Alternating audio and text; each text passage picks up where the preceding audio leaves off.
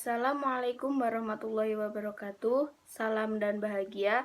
Di sini kami dari kelompok 6 yang beranggotakan 1 Ayu Lestari, 2 Dendi, 3 Deni Rianuarti, 4 Rianti Tisari, 5 Eva Stianingrum, 6 Wahyu Eritasari. Di sini kami akan mempresentasikan tentang komponen rancangan pembelajaran, hakikat, indikator pembelajaran dalam bahasa Indonesia. Yang pertama ada Mbak Ayu Lestari. Silahkan kepada Mbak Ayu Lestari, dipersilahkan. Komponen rancangan pembelajaran bahasa Indonesia. Belajar adalah proses perubahan tingkah laku. Proses perubahan terjadinya tingkah laku merupakan suatu misteri atau para ahli psikologi menanamkannya sebagai kotak hitam.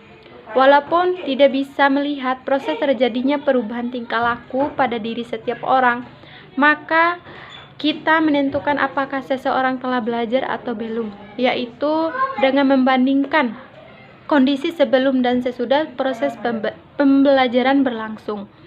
Dari bagian di atas dapat kita lihat telah terjadinya proses belajar pada diri seseorang. S. Menakal terjadi perubahan dari S sebagai input menjadi S1.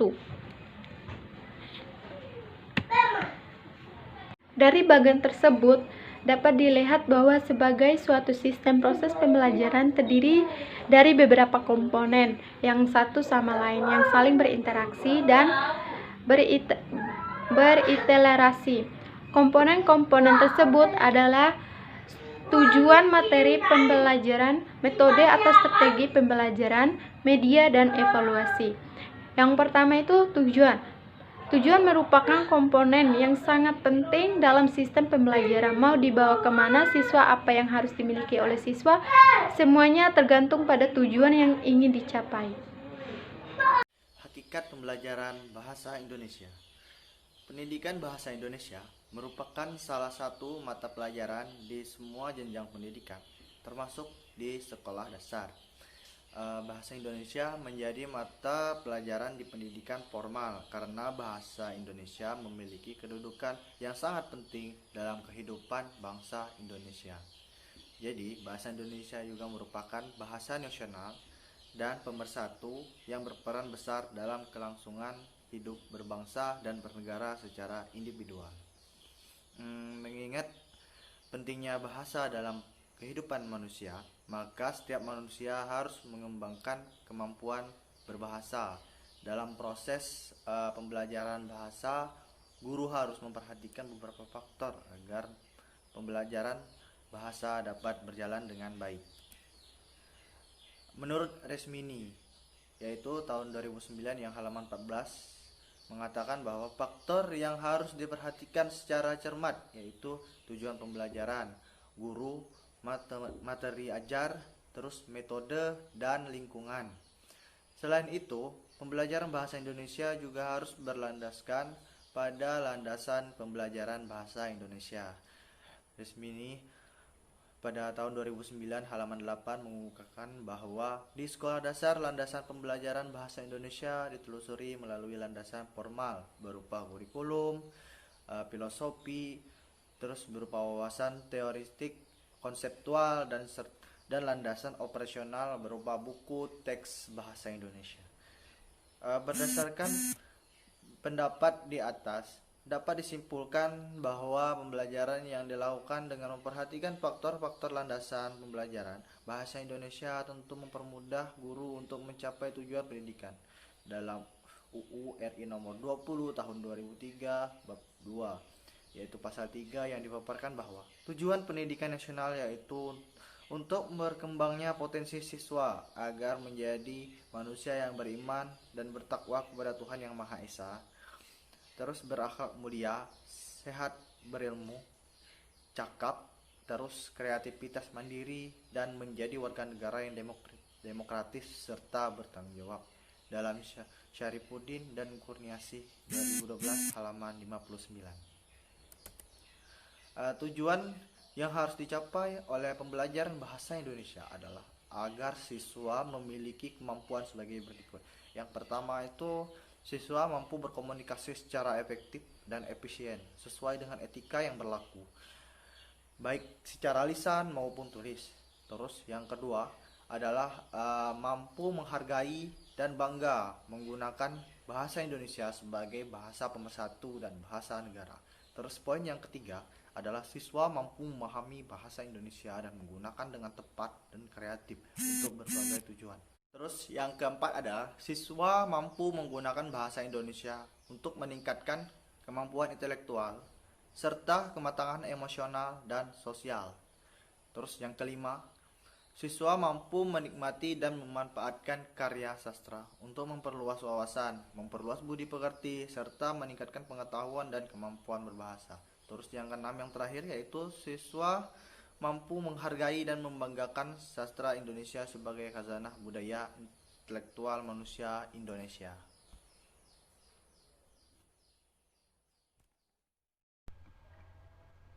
Saya akan melanjutkan materi Dendi. Dinas Pendidikan Nasional juga mengemukakan bahwa untuk tercapainya tujuan pembelajaran perlu dilakukan hal-hal sebagai berikut. Tujuan pembelajaran dapat dicapai oleh siswa apabila guru mampu merumuskan model pembelajaran sesuai dengan kemampuan siswa. Jadi, sebelum melakukan pembelajaran, guru harus mempertimbangkan model pembelajaran seperti apa yang harus dilakukan oleh guru. Guru bisa melihat karakteristik peserta didik supaya dapat menentukan model pembelajaran yang sesuai dengan materi yang akan diajarkan. Yang kedua, tujuan pembelajaran dapat dicapai oleh siswa apabila isi pembelajaran disesuaikan dengan tingkat perkembangan, pengalaman, dan pengetahuan siswa. Jadi, guru bisa mengaitkan pengalaman peserta didik dengan materi yang akan diajarkan supaya dia lebih mandiri dan lebih paham tentang materi yang akan dijelaskan. Tujuan pembelajaran dapat tercapai oleh siswa apabila layanan pembelajaran dilakukan bervariasi dan mempertimbangkan kecepatan siswa dalam menguasai isi pembelajaran. Jadi jika misal hari ini belajar tentang bangun datar, peserta didik belum paham, belum begitu menguasai materi yang diberikan oleh guru.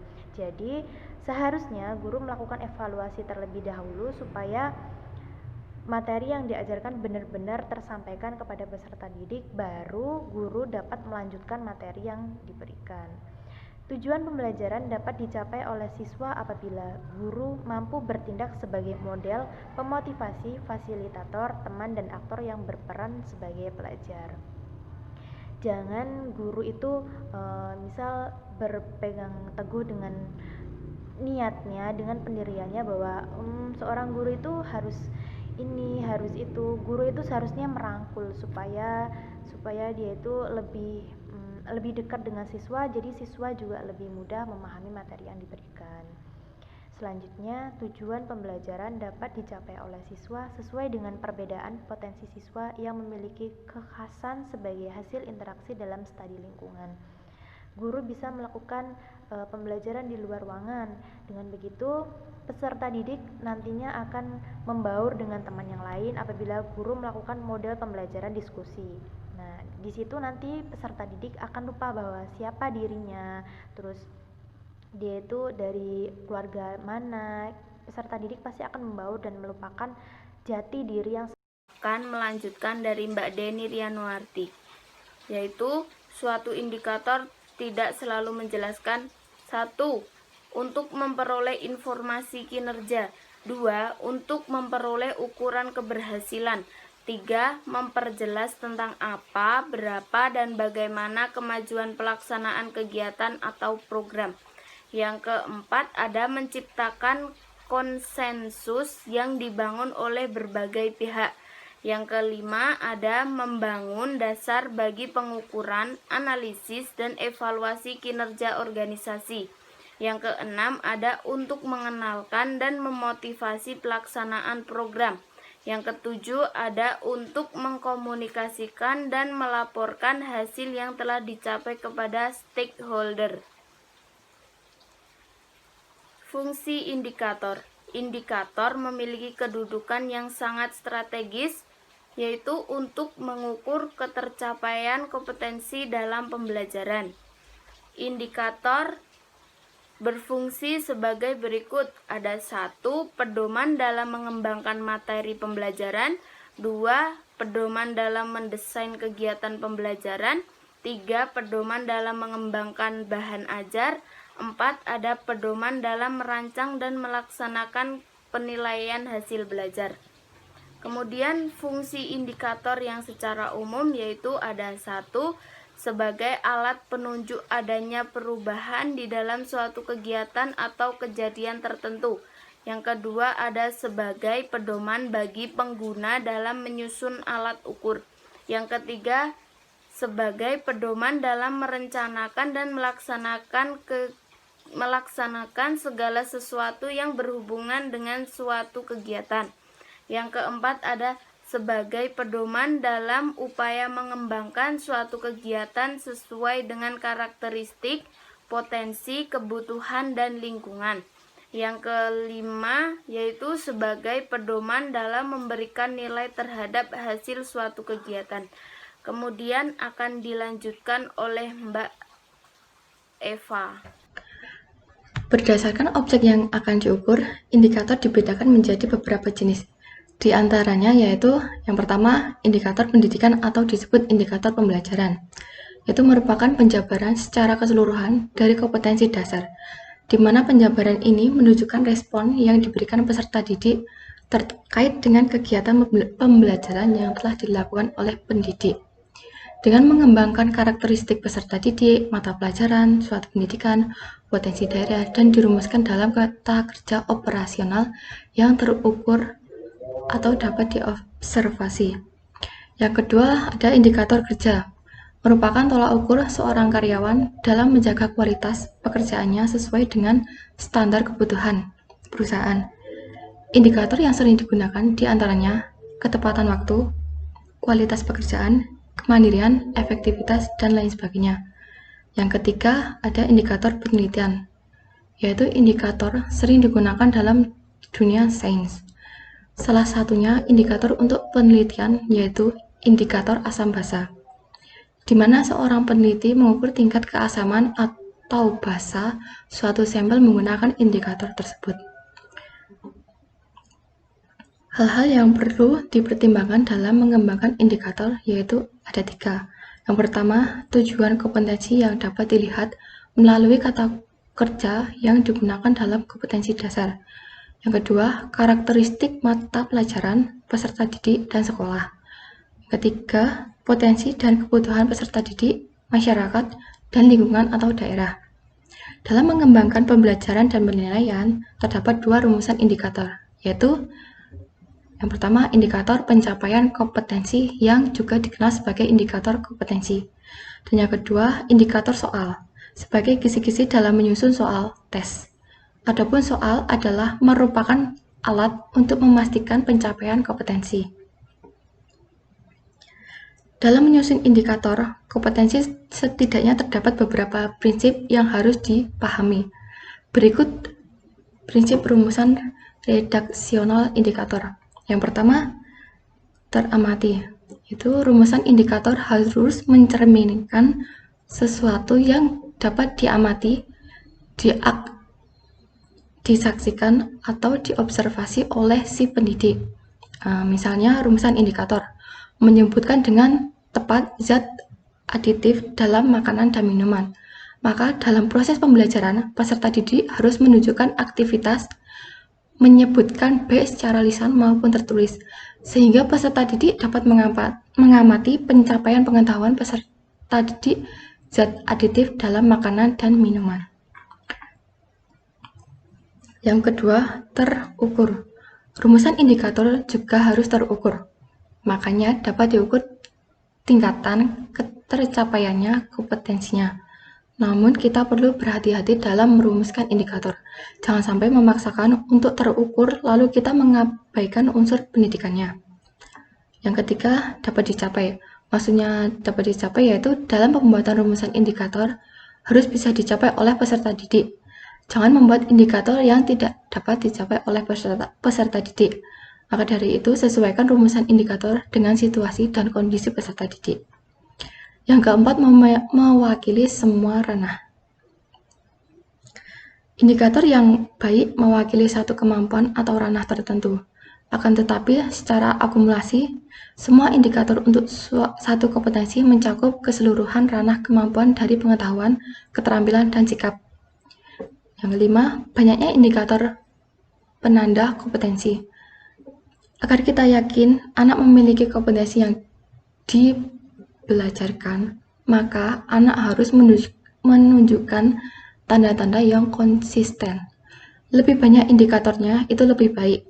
Prinsipnya, indikator harus lebih dari satu. Idealnya, yaitu berada pada jumlah 3 hingga 6 indikator penanda, disesuaikan dengan karakteristik kompetensi. Dan yang terakhir yaitu rumusan yang lengkap. Indikator menjadi alat agar proses pembelajaran harus termonitor dan terevaluasi. Jika rumusannya dibuat lengkap, maka proses pembelajaran peserta didik dapat terpantau. Saya, Wahyu Eritasari, akan melanjutkan materi yang telah dibacakan oleh R.R. Evastianingrum. Indikator pembelajaran dalam ranah-ranah taksonomi Bloom. Bentuk perilaku yang dapat dirumuskan dalam indikator maupun tujuan pembelajaran berdasarkan taksonomi of educational objectives terdiri dari aspek kognitif, aspek afektif, dan aspek psikomotorik. Ranah kognitif, jenis perilaku pengetahuan. Kata kerja operasionalnya mengidentifikasi, menyebutkan, memberi nama pada, menggarisbawahi, menjodohkan, memberi definisi. Ranah kognitif, jenis perilaku pemahaman. Kata kerja operasionalnya menjelaskan, menguraikan, merumuskan, merangkum, memberikan contoh, mengubah, menyadur, menerangkan. Ranah kognitif, jenis perilaku penerapan. Kata kerja operasionalnya membuat, menunjukkan, melengkapi, menyesuaikan, merangkai. Ranah kognitif, jenis perilaku analisa.